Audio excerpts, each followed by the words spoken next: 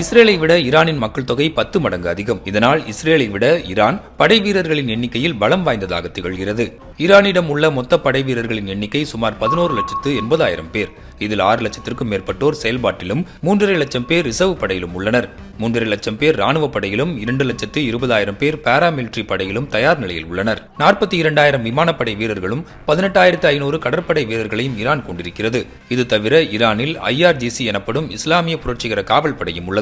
இதனிடம் சுமார் 1,25,000க்கும் மேற்பட்ட வீரர்கள் உள்ளனர். முப்படைகளுடன் இயங்கும் இந்த அமைப்புதான் பாரசீக வளைகுடாவில் ஈரானுக்கு எதிரான நடவடிக்கைகளை முறியடிக்கும் முக்கிய பொறுப்பை கொண்டிருக்கிறது.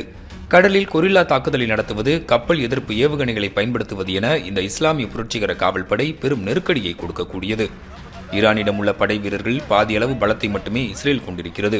இஸ்ரேல் வசம் மொத்த படை வீரர்களின் எண்ணிக்கை 6,70,000 உள்ளது. இதில் 1,70,000 வீரர்கள் செயல்பாட்டிலும் ரிசர்வ் படையில் 4,65,000 வீரர்களும் உள்ளனர். ராணுவத்தில் 5 லட்சத்திற்கும் அதிகமானோர் உள்ளனர். விமானப்படையில் சுமார் 89,000 பேரும், கடற்படையில் சுமார் 20,000 பேரும் இஸ்ரேல் வசம் உள்ளனர்.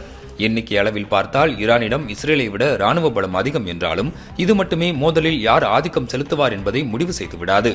இஸ்ரேல் ஈரானிலிருந்து சுமார் 2000 கிலோமீட்டர் தொலைவில் இருப்பதால் தரைவழி தாக்குதலுக்கான சாத்தியக்கூறுகள் இல்லை. இருதரப்பும் வான்வழியாகவே சண்டையிட வேண்டியிருக்கும். அவ்வாறு இருக்கும்போது இருதரப்பிடம் உள்ள வான்வழி தாக்குதலுக்கான ஆயுதங்களே முக்கிய பங்கு வகிக்கும். ஈரான் வசம் 300க்கும் மேற்பட்ட போர் விமானங்கள் உள்ளன. இது தவிர ஃபைட்டர் ஜெட்கள், ஹெலிகாப்டர்கள், டாங்கிகளை ஏற்றிச் செல்லும் சரக்கு விமானங்கள் உள்ளன.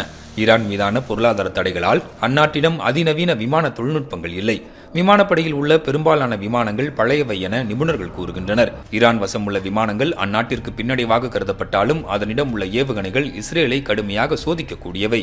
மத்திய கிழக்கில் பாலிஸ்டிக் ஏவுகணை தயாரிப்பில் ஈரான் கைதேர்ந்து விளங்குகிறது. ஈரானால் இஸ்ரேல் மட்டுமின்றி மத்திய கிழக்கில் எந்த மூலையில் வேண்டுமானாலும் தாக்குதலை தொடுக்க முடியும். மறுபுறம் ஆளில்லா ட்ரோன் தயாரிப்பிலும் இஸ்ரேலும் முன்னணி வகிக்கிறது. ஈரானில் உள்ள தலைவர்களை படுகொலை செய்யவும், எண்ணெய் வளங்கள், அணுசக்தி நிலையங்களை தகர்க்கவும் தன்னிடம் உள்ள வான்வழி ஆயுதங்களை இஸ்ரேலால் பயன்படுத்த முடியும்.